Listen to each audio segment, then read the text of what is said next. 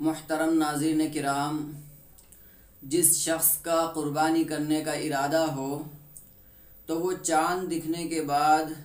ناخن اور بال وغیرہ کاٹ سکتا ہے یا نہیں کاٹ سکتا؟ چونکہ عید کا چاند نظر آنے ہی والا ہے، عید الاضحیٰ کا چاند، ذوالحجہ کا چاند نظر آنے ہی والا ہے، اس کے 2 دن 3 دن رہ گئے ہیں، اور حدیث کے اندر اس کو صاف طور سے واضح کیا گیا اور اس کو بیان کیا گیا کہ جس شخص کا ارادہ یہ ہو کہ وہ قربانی کرنا چاہتا ہو، چاہے وہ بڑے جانور کے اندر حصہ لینا چاہتا ہو یا وہ بکرا خرید کر اس کی قربانی کرنا چاہتا ہو، تو اب ایسا شخص چاند دکھنے کے بعد بال کاٹ سکتا ہے یا نہیں کاٹ سکتا، یا اس کا کیا حکم ہے؟ تو حدیث میں جو الفاظ ہیں وہ یہ ہیں: من رآ ہلال ذی الحجہ، جس نے ذوالحجہ کا چاند دیکھا، واراد ان یضحی، اور قربانی کرنے کا اس کا ارادہ بھی ہے، فلا یأخذ من شعرہ ولا من اظفارہ، تو اب وہ نہ تو اپنے بال لے گا اور نہ ہی وہ اپنے ناخن لے گا، یعنی نہ بال کاٹے گا نہ ناخن کاٹے گا۔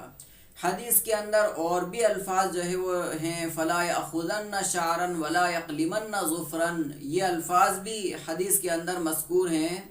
مفہوم بہرحال اس کا یہ ہے کہ جب انسان کا ارادہ ہو قربانی کرنے کا، تو اب وہ چاند دکھنے سے پہلے تو اپنے بال بھی کاٹ سکتا ہے، ناخن بھی کاٹ سکتا ہے، لیکن چاند نظر آنے کے بعد اس کو نہ تو بال کاٹنا چاہیے، چاہے وہ اس کے بال ہونٹوں کے ہوں، لبوں کے ہوں، یا اسی طرح اس کے سر کے بال ہوں یا پوشیدہ بال ہوں، تو ان میں سے کوئی بھی بال وہ چاند دکھنے کے بعد نہیں کاٹے گا۔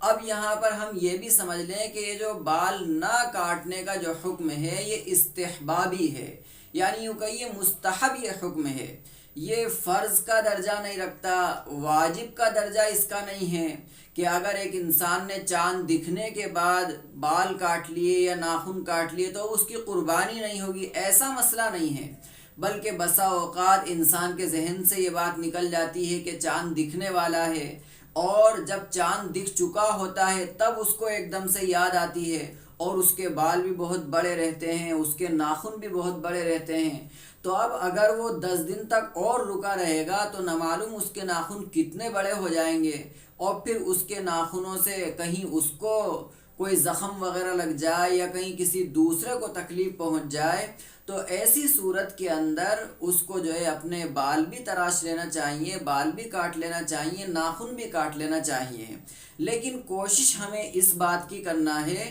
کہ چاند دکھنے سے پہلے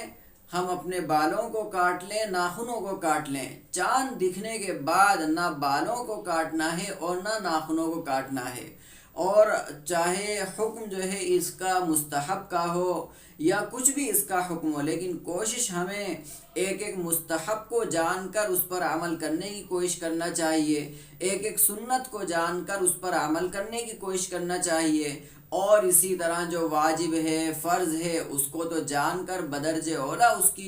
اس کو ادا کرنے کی پوری کوشش کرنا چاہیے۔ تو اس سے یہ بات معلوم ہوئی کہ ہمارے جن بھائیوں کا، مسلمان بھائیوں کا اور بہنوں کا قربانی کرنے کا ارادہ ہو تو وہ چاند دکھنے سے پہلے اپنے ناخن بھی تراش لیں اور اپنے بال بھی کاٹ لیں، اور چاند دکھنے کے بعد نہ وہ ناخن کاٹیں اور نہ ہی بال کاٹیں۔